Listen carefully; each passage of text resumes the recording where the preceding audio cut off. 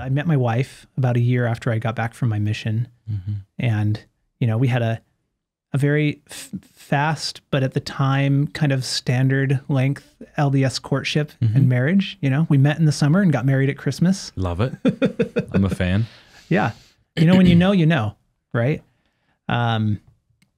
And yeah, we just started our lives together. She had just graduated. When we got married, she graduated as a nurse from BYU.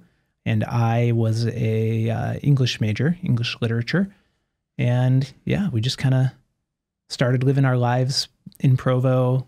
I got a job working full time while I was still in school at a software company, doing like customer support. And that kind of triggered most of my later career. I'm a software engineer now. And yeah, so we just kind of were living our lives. And that was kind of about the time where I really started to have cracks form in my faith. How did that happen? So I think Stephen, I can't remember when you had the earlier guest that you mentioned. So there was a book that came out, a biography of Joseph Smith came out in the early 2000s, right around this time, I think maybe it was 2005, like right around the time I came home from my mission. It was called Rough Stone Rolling. And it was written by a faithful church member who's a professional historian. He's a professor of history at like Columbia or something like, some prestigious university, LDS guy. And he kind of wrote the biography with the blessing of the church. So when the internet goes big, everyone has access to all the information. And so the kind of very, standardized account that I'd been given as a kid, and even the author of this book, whose name is Richard Bushman, he like has this famous quote that people bandy about where he says something like, the narrative that we all grew up with can't hold because it's simply not true, right? It's like, we have to be more honest about our history. So he wrote this book. I remember being at BYU and just hearing people talk about it. It's kind of like this thing, like, have you read this? Have you were read they this? shaken by it? Or oh yeah, a lot of people were shaken by it.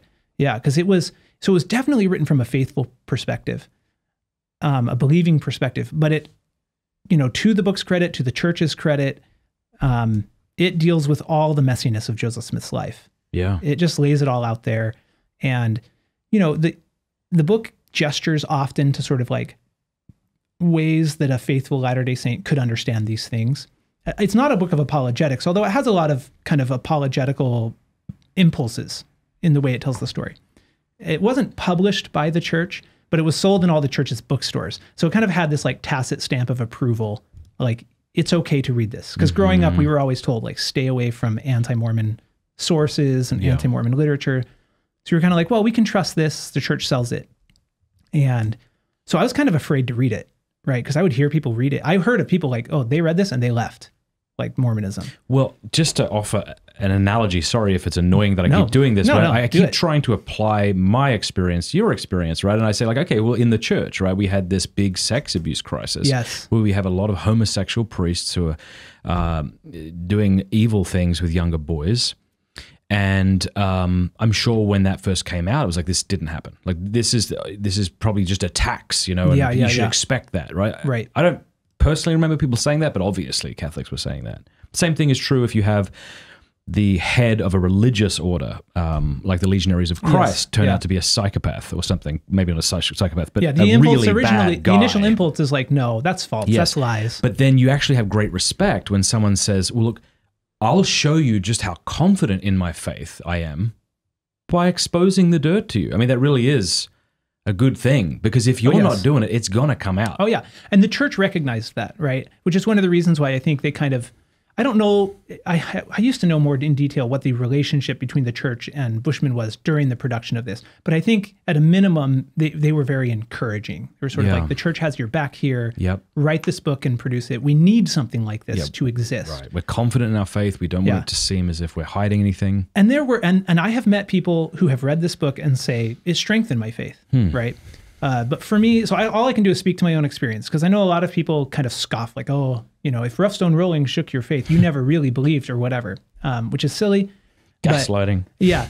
When I read my first attempt to read it was sometime, during this time, within a year or two of being married. And I only made it through the first few chapters before I just had to stop, because I couldn't do it. Now, there are those who are watching who don't know what we're talking about. So could you give us some examples that were outlined in the book or told about in the book? So the beginning of the book tells the early part of Joseph Smith's life. And growing up, I had been taught like a very kind of hagiographic view of Joseph Smith's life, just like everything about, he was just like this holy young boy.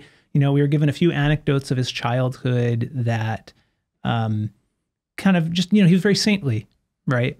They used to tell us this story, I'm sure they still do, about how he had a bone infection as a young boy. And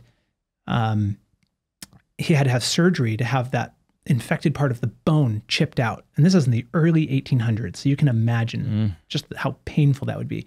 So the story we were told was, he was offered liquor as like a sedative, right? Drink this, do you want to? And he refused, right? He said, no, if my father will hold me in his arms, that will be enough, or something like that.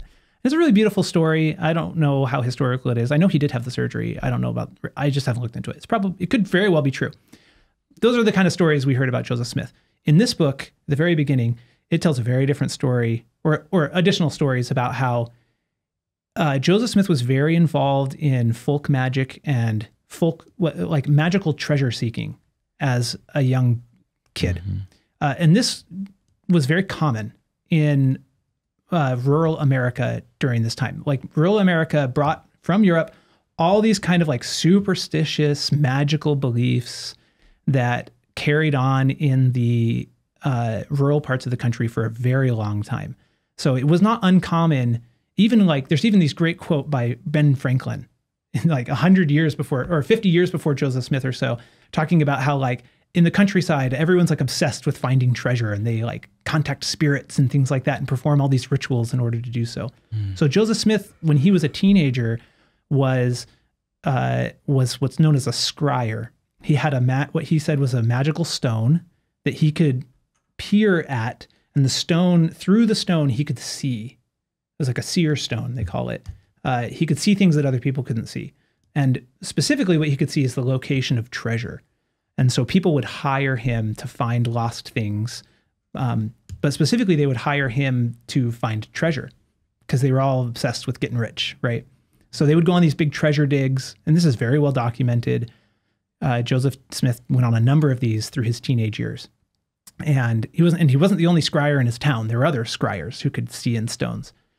And he would go out there and they would dig holes in the ground, and he would kind of be like, okay, yeah, this is where it is. And these are the things we have to do. There's usually like a guardian spirit that was controlling the treasure. And so this is what we have to do to either trick the spirit or convince him to let us have the treasure. And then as they're digging, it would be like, oh, we did it wrong. The treasure is sinking into the earth, right? And then it would be a failure. They never found treasure on any of Joseph Smith's digs.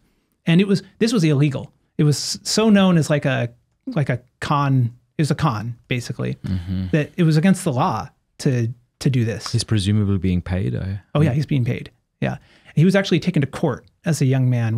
There's the court documents exist where he was taken to court and fined as a glass looker, they called it, like someone who looked in these stones. And first of all, that's like a really weird thing to read about your religious founder. You're like, well, what the heck was he involved? And you can kind of contextualize it in his time and place. Like this wasn't that unusual, but it gets uncomfortable when you realize how close that story mimics the finding of the Book of Mormon, which was a golden book buried in the ground with a spirit associated with it, which Joseph Smith located using his stone, and you're kind of like, well, now this starts to feel really strange to me, like it used to feel the story growing up, I felt kind of very biblical, like angels appearing to people, telling them what to do. But now it feels very kind of folk magic-y, right? So that's the kind of thing, right? You read in the early parts of the book and you're kind of like, yikes, like, so I had to stop reading. Does that give you a good example? Yeah. of the type of thing? Yeah. Wow. And then I suppose it got into his polygamy. It probably got into the gun battle at his death. Yeah, I didn't read that part yet. At that time, I was still... So I was like really kind of shaken by that experience of kind of even just starting that book. I got to tell you guys about my new favorite app. It's called Ascension, and it's by Ascension Press. This is the #1 Bible study app, in my opinion. And you can go to ascensionpress.com/Fradd. Go there, and so that way they know that we sent you. It is absolutely fantastic. It has the entire Bible there, very well laid out. The whole Bible is read to you by Father Mike Schmitz, or just sections of the Bible. It has the catechism there. It's cross-referenced absolutely beautifully. It's really actually quite difficult to explain to you how good this is. Just download it and check it out for yourself. It even has over 1,600 frequently asked questions about Scripture. So if you go to Genesis 1, you might have a question about evolution. Well, there's a drop-down right there. You can read an article that'll help you understand it. I went through it with the guys at Ascension the other day, and my jaw was just, it was dropped. It was absolutely amazing.